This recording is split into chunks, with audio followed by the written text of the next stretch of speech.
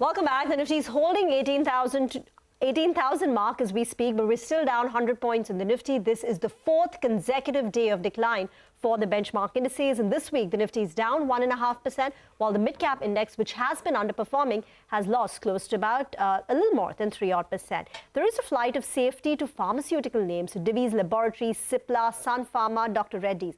These are the four large cap gainers, that you have today. So Divi's Laboratory up 3%, while the others like Cipla up 1.8, Sun Pharma 1.5, Dr. Reddy is gaining 1%. So that's where the gains are concentrated. So that's a good time then to get in a check on how the hospital business is panning out.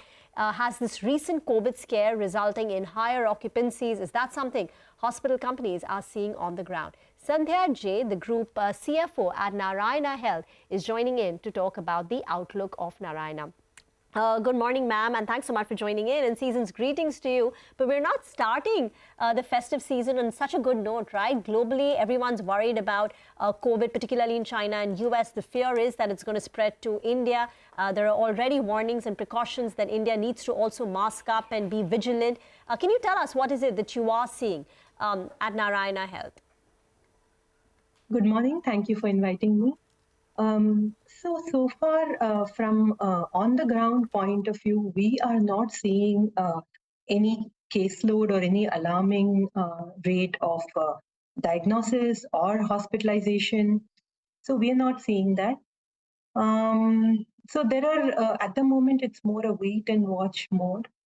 From a preparedness point of view, of course, we are well prepared because we've gone through 3 waves and we've created that flexibility inside our infrastructure to be able to manage if there is a wave. For example, we have beds that can be converted into ICUs, HDUs. We have adequate manpower. During the Delta wave, the second wave, we had in a 2 months time span, I think we did over 3 lakh bed days. So that was the kind of volume we were able to accommodate and serve. So I think if there is a way, we are prepared. But the other aspect is that we don't know if it is that state that we should start panicking. I think there is some level of hybrid immunity which is there. One, because of the vaccination coverage. And second, also because most of India has got infected with COVID in some form or the other, and therefore there is some natural immunity. So we have to wait and watch. So I wouldn't yet say that the year is not starting on a good note. I think we should be positive and look forward to a healthy 2023. Of course, that point is definitely taken, but it's also good to know that larger hospital groups like the Narayana Group is well prepared in case the situation, gets out of control. Is it the same with the rest of the industry as well? How prepared are government hospitals, for example, with the infrastructure, supply chain? Because, we were speaking to a Path Lab company a couple of days ago, and they said that there could be some supply constraints because, they sort of will take some time to ramp that up.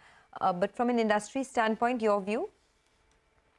So one is that we should see what type of, even if assuming there is a wave, hypothetically, we should see what type of wave it is. So if it was like the Omicron, which was a mild wave or a variant of Omicron, then it does not require so much capacity, so much hospitalization, and so much more intensive treatment. So I think if that kind of a wave comes, I think the country is reasonably well prepared. I think the country handled Omicron very well. Now, I also think that enough capacity has got created in the country post-COVID across, not just, at different private as well as in public infrastructure. So I would believe that we have to see what intensity at which even if a wave comes, it comes. But I think we are reasonably prepared as a country. That is how we feel about it at the moment. Reasonably prepared. Let's move on then to the business itself. Tell us a little bit about occupancies. How are they at the moment, considering that perhaps medical tourism has also picked up now? And what is the average revenue per occupied bed currently versus what you did in the last quarter? So for Q3, since our results are not yet released, so I'm not sharing any number which is forward-looking. Quarter two, the quarter that just went past, we did an average revenue per patient of. See, we look at average revenue per patient, as you're aware. We believe that's the better measure than ARPOB. So our average revenue per patient was 110,000. That's been kind of the stable number we've been seeing for a few quarters. As far as the occupancy is concerned, we are upwards of 60% in terms of occupancy. The thing with occupancy is that, healthcare is an industry where the patient comes in at 10 o'clock, but the previous patient leaves at 3, the reverse of the hotel industry. To some extent, that occupancy overlap is there. Therefore, the numbers reflect in that range. In quarter three, like always, it is a festive quarter. So therefore, there are parts of the quarter where actually we see volume dips. So during Diwali, during Dashera, now during Christmas vacations, we will see volume dips. People will either take breaks or they will push out electives.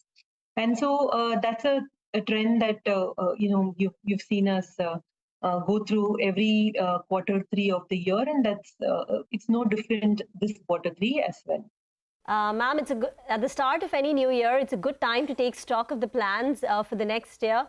What are the expansion plans that you've lined up for 2023, 2024? Any M&A on the horizon? Sure. So from an expansion point of view, like we've earlier guided as well, we have been very, very conservative in terms of our capex investments during the COVID period because it was a lot of wait and watch. So that catch-up capex has happened in the current year and will also happen in the next year. So we've kind of guided that between these 2 years, which is FY23 and FY24, we will invest about 2,000 crores in capex. So this will go in 3-4 buckets. One, we recently, as you're aware, did an M&A of an orthopedic hospital in Bangalore. We are also expanding capacity, coming up with new blocks, buying land, building hospital, etc. in our flagship locations, Bangalore and Calcutta. We are also expanding capabilities. After cardiac, our next big service line is oncology, and it's growing and picking up across. So therefore, we have been investing in capability in oncology across our network. So those expansions are happening as well. As far as M&A is concerned, we are more cautious, and we would do investments only when it's the ROCE justifies our business model and our financial thresholds. So if there is an interesting M&A, we will look at it, but we aren't factoring an active M&A strategy. Finally, you all are aware of the Cayman expansion, which is on track. We've committed to invest about $100 million in a new hospital in Cayman. The radiation therapy block, which comes up ahead, is almost done, and I think early next year we will be able to commission it. And the hospital per se will come 18 months from then. Okay. What about other avenues of growth like diagnostics, pharmacies, home care plans? About a couple of years out, how do you see these shape up? So definitely the market clearly is both in hospital and out of hospital, because more and more patients are looking for convenience, but also in terms of a holistic experience, an end-to-end experience where all needs of the patients are taken care of. And right now, the healthcare market is a little fragmented in that fashion. There is a lot of work that's happening in that space across the board, and it is a little early for me to comment on where our plans are in that space, but we definitely see that as an opportunity that we need to be able to provide holistic care to our patients. So maybe we'll come up with more information and updates on that, or maybe when we talk next time.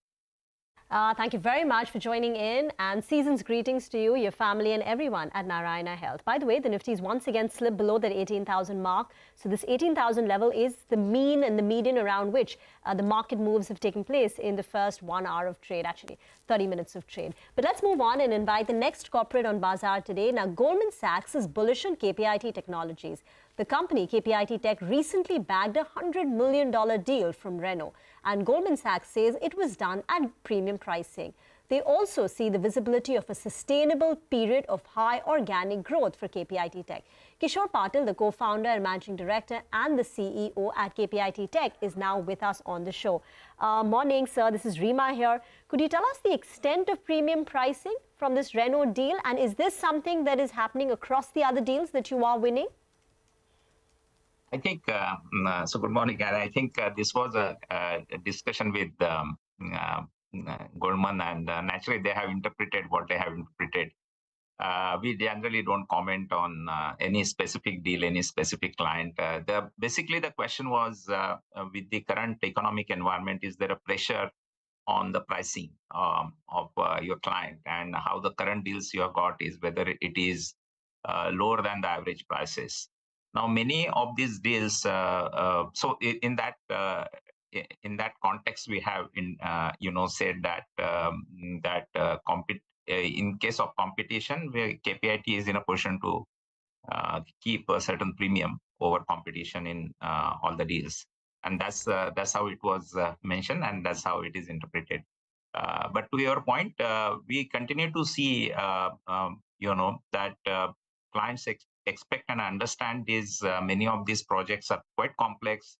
These are quite require a different kind of a mix of people, and so they are ready to really provide a certain kind of a higher pricing on specifically the key technologies as well as the key projects. So that is how it is. So, and we see that as an overall scenario, not specific to any specific client. Right. No, Mr. Patil, so what you're saying is that relative to your own orders earlier, this is not some substantial premium, right? But this is not you don't have to take price cuts as well. So work is coming at profitable rates. That's what you're saying. So there are 2 points I'm saying. First is, in the current situation, people say that whether do you have to take price cuts or for any large deals whether you have given any price. So that's where we are saying that we have not given that. The second thing we are saying is because of the KPIT's positioning and this, we have been in a position to maintain a certain premium over competition when we win the deals. That's the generic this, and it is not only in a specific to a client, but it is generally across the clients. That's what I would say. So you're saying there are no price cuts, but I just wanted to ask you, not particularly for KPIT, but can you give us a larger sense of what's happening in the industry? Are you seeing more deferrals of client orders? Are there larger delays in terms of timelines? Because, there is this impending recession that everyone's talking about. So what is the situation on the ground currently? Yeah, absolutely. The fact is there is a pressure and people are cautious, I would say. People are very cautious in terms of which projects they need to spend in order to remain competitive in future, and they have to naturally cut the cost. They cannot just do it at across the make the investments across. So I think certainly we are seeing that the allocation of more and more spend to the new programs and new technologies, specifically in SDV, and the new production programs which are in 25-26. So there are better allocation for those programs. That's what we are seeing, and for the automotive industries. And certainly they are looking at a more, if I have to say, cost-effective, more productive way of doing it. Naturally, what it means is if you are more productive, you are in a position to, improve your realization, and it is also saving to the client. And so that is the situation currently. So overall, I do see that overall spends will come under pressure, but automotive spends for SDV remains intact. And that's what our read is talking to the clients. Mr. Patil, to be fair, Goldman Sachs did say that this Renault deal was won at a premium pricing to the closest competitor. So they did, mention that in their report. So are there more such $100 million deals? Because you seem to indicate that even if things go bad from a macro point of view, the demand for software-defined vehicles in the automobile space, that demand remains intact and resilient. Can we see more such $100 million deals? Are there in your pipeline? If yes, how many? So the first thing I may say that we have a strategy of a T25 as we call, and out of in T25 there are about 8 to 10 clients which are, I would say, significant size of OEM, and they all have the similar spend, and KPIT will get the fair share of them. Now, some of them do take and go ahead with a one-time full deals like what Renault did, and it was very appropriate for them. We will certainly see maybe another one or so, or maybe more in future. I don't know, but at least one or so we see, which we can get. But rest will grow, and there may not be a deal, but the opportunity is the same. Okay, Mr. Patil, just, give us a moment. We want to talk about the new listings. The landmark car listing has been very weak, down almost about 10 odd %. Adani Holdings as well has been, on the weaker side, down about, I think, 13% now. So both the listings have been total dropped out today. Adani Holdings now down 14%. For Landmark, I think the issue really was that the stock is valued quite expensive. So there's no real valuation headroom if you look at it. It's almost at 29 times PE as per FY22. So that is one problem. The other thing is this large concentration. I mean, it's a premium auto dealership, as we know. There's a large concentration of its business in just two places, Gujarat and Maharashtra. And of course, the entire, auto space has not seen as good a recovery as we were perhaps expecting. But we'll get back to these new listings in a bit. Mr. Patil, thank you for waiting by. I wanted to understand a little bit about your own guidance. Do you stick to it, the revenue growth of 31 to 32%, margin band of 18 to 19%? I'm asking because is there a possibility that you may have to scale down the guidance in the second half of the year? We saw large companies like HCL Tech do it mid-quarter, despite sort of having a very robust outlook, at the start of the quarter. Your thoughts? Yeah, so I think, as I said, in the area in which we are working, this is how we see the micro environment, and KPIT is very well positioned. It is re-emphasized by the fact that some of the deals like Renault, and as I said, the pipeline we have, and we will see certain closures over the next couple of quarters. So based on that, it gives the confidence. Anyway, this 32% we have just given recently, and we are very, we are comfortable with that kind of a guidance, and we'll be in that brand.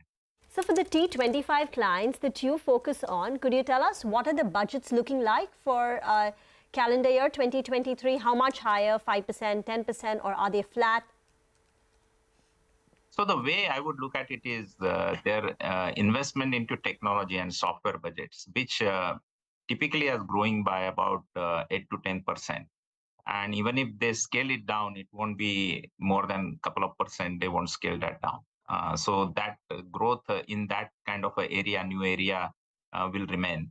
Naturally, they will scale down on the other type of expenses in the traditional technologies in the old production programs. So they will cut down there.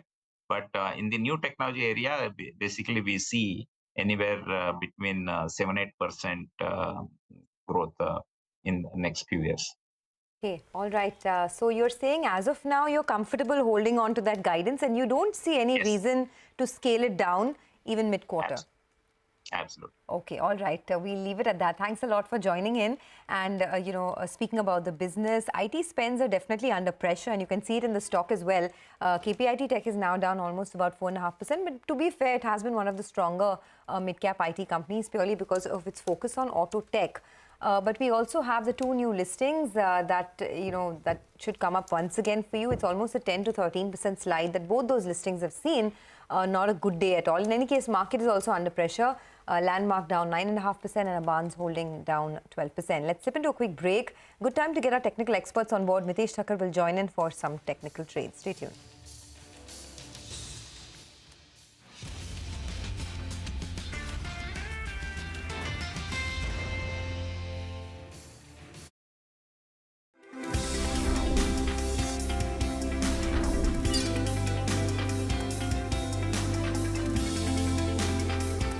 आग को फैलने से रोकना मुश्किल है पर नामुमकिन नहीं। अब फायरवॉल टेक्नोलॉजी के साथ सेंचुरी प्लाई क्लब प्राइम आग से बचाए। Radiant Cash Management Services Limited, Initial public offering of equity shares of face value of 1 rupee each through the book building process with a price band of 94 rupees to 99 rupees per equity share. Bid offer opens on Friday, December 23, 2022 and closes on Tuesday, December 27, 2022.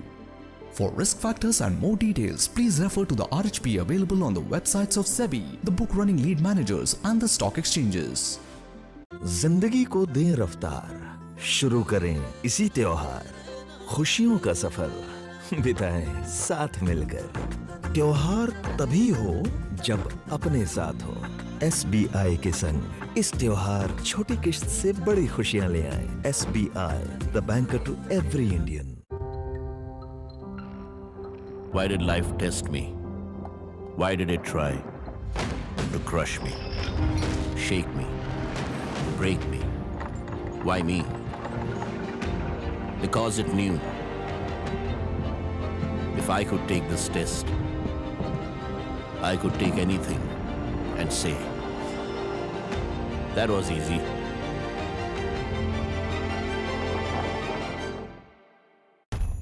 देश का हर अरमान पूरा करे एक नाम, श्री राम, श्री राम। लाना, ले जाना, बेचना, खरीदना, कमाना, बचाना, सलाह पाना। गुंटूर, जोधपुर, तिरुपुर, एड्डूर, गोवा, पटना, दिल्ली, हावड़ा। श्री राम के साथ आगे बढ़ना। श्री राम फाइनेंस लिमिटेड, आपकी प्रगति का साथी।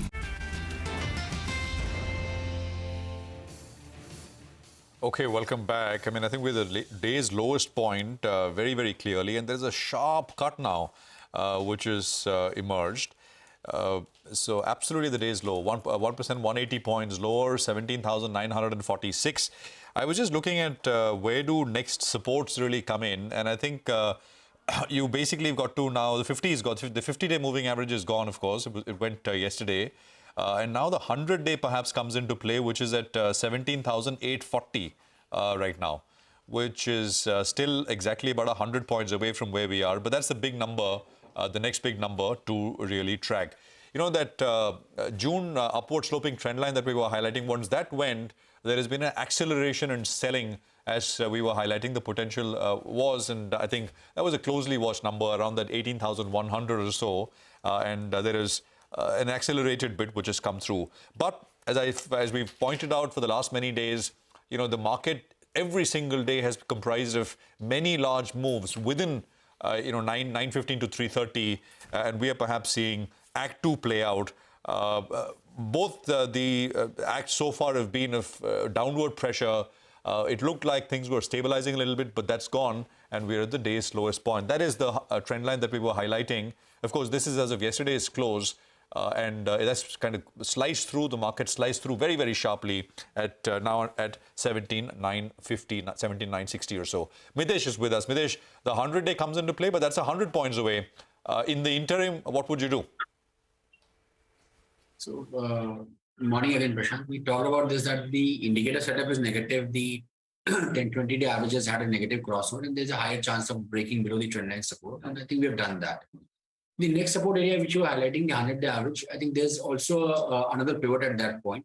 If you look at the historical charts on the 31st of October, we got a gap up. So the gaps also act as support area. So 17,850 to about 19,000, 7,900, sorry. And then this 100-day average. I think this zone should act as a good support area. What we have done is that taken some part profits off on our short positions, trailing the stop loss to just about today's high. And around 17,850, I would want to, or give or take 20-30 points, would want to cover all the short positions. And because a couple of averages will come in over there, the gap will come in, and also is the fact that the intraday chart will be very oversold. So I think, from there you can expect a stronger rebound than what we have seen in the last few days. So as of now, I think looking at 17,850, 900 as the support area. And on the stock side, I have one buy and one sell call. Apollo Hospital is something which has continued the journey, which has started a couple of days back on the upside. So that's a buy. Keep a stop below 47.50, look for targets of 48.80. And Bharat Forge is breaking down. So that's a negative or a sell call. Would recommend selling here with a stop at about 8.50 for targets of 8.10. All right. Fair enough. Thanks very much, Mitesh, for that. We'll keep coming back to you. We've got accelerated selling as we were talking about some trades coming in from Mitesh as well. Commodities in focus. Manisha is here with what is top of mind today. Manisha, hi, morning. Morning, Prashant. Thank you for that. Well, the strength in crude oil continues, but can't say the same about the metal prices, where we have seen declines continue today as well. You know, just before we get to talk about 2023, talk about 2022. And we started the year with a pent-up demand after COVID. This is the time that you started the global trade coming back in market as well. And there was demand from energy transitions, especially for metals like copper, aluminum, nickel, etc. And then came the Russia-Ukraine conflict, which also led to supply disruption concerns. And that took many of these metal prices on the higher side. Add to that the fact that you also were looking at power crisis in Europe, and that led to higher cost of production for many of these metal prices. The second half of 2022 was absolutely different from what we saw in the first half, which, by the way, also saw multi-year highs and all-time highs in many of these metals. The second half saw strength in US dollar after the central bank started to raise rates. That weighed on many of these metals as prices. And then it was recession fears in major economies. The economic data started to come in on the weaker side, and the weak Chinese demand also weighed in on many of these metal prices. I especially want to talk about copper and aluminum today, and what we are looking at in 2023 is a lot of these uncertainties, and add to that the macroeconomic data. That is something that the street will keep an eye on. And the other rhetoric or the point that the street will watch out for is the origin and carbon footprint for many of these commodities. This is about copper, where we have come down considerably, but the new projects could lead to supply deficits. This is going to be a third straight year, the 2022, that you are looking at copper deficits, and tight markets could be becoming a new normal, is what the street is getting into 2023 with. This is the report card of what copper has done in 2022. We saw 10,800 of an all-time high. We did see prices decline to 7,000 as well in the month of September, currently trading at around 8,500 with nearly 15.5% of decline for the copper prices for 2022. There comes aluminum, which did gain 60% between December 2021 to March 2022. And we made an all-time high into this one as well at $4,000 per ton, saw a decline to 2,000 and currently trading at around 2,400. So clearly quite low from where we saw an all-time high in the month of March. This one as well is down nearly 16% for the year 2022. What the markets are now looking at is the fears of Russian supply disruption and China capacity cuts that would continue to support the markets. Also, the Europe energy crisis has led to 1/3 of cut in production already, and the markets do believe that the closures could continue in the first half of 2023 as well. The weak macroeconomic outlook and rising inflation are some of the other factors which continue to weigh onto these markets. But having said that, when you look at the overall metal pack and the kind of banks and brokerages queues that are coming in for 2023, copper, aluminum could be your best performers as well going forward in that year. Okay, thanks a lot for that. Let's talk about some buzzing stocks as well. Granules is in focus. Ekta is here to tell us why. Ekta, over to you. Thanks for that. Well, yes, I am looking at Granules in today's trading session. That is because they have announced that they have hired a new CFO. So it seems as though the market is quite enthused by that. The board has appointed Mukesh Surana as CFO with effect December 30th. Now, he is currently the CFO at Garwari Technical Fiber. So the street seems to be quite enthused with this particular appointment. Separately, the company has also approved an arm for setting up greenfield capacity to manufacture green chemicals. So some kind of diversification which is taking place. Separately, remember that COVID-19 could possibly result in this upside that we're seeing for a lot of these API intermediate formulation manufacturers. To put it into perspective, Granules, 81% of their revenue comes from core molecules, which is basically paracetamol, one of the key drugs which is in fact used for COVID-19. Separately, metformin, which is a diabetes drug, ibuprofen, which is again a painkiller / fever-reducing drug, and others. So paracetamol has gone to around 46.8% in terms of market share. Metformin is 21.3% in terms of share for the company. Ibuprofen around 10%. So there is some amount of enthusiasm, possibly based on this factor as well, which is aiding Granules today. All right, Ekta, thanks very much for that. Ingersoll Rand is the other one we want to highlight. Vahishta has got more on this one. Vahishta, hi, morning. Hi, good morning, Prashant. Well, the stock is in focus today because the company is setting up a new manufacturing plant which is coming up in Gujarat. This is to manufacture new range of air compressors, air treatment devices, hydrogen compressors and much more. And this is to cater to the domestic as well as to the export markets, which includes the likes of Europe, Middle East and the African regions. Now, the existing capacity is at 10,000 units per month with a capacity utilization of 100%. So the proposed capacity addition will initially be at 5,000 units per month, which is to be completed by September 2024, and the investment required is approximately 170 crores, which is to be finalized through internal accruals. Back to you. Okay, thanks a lot for that. Let's slip into a quick break. On the other side, our special segment, It's the Economy. We will be connecting with Bahram Vakil of AZB Partners and MS Sahu, the distinguished professor at National Law University, to discuss the implications of a possible amendment of the IBC Act by the government to speed up the process. Stay tuned.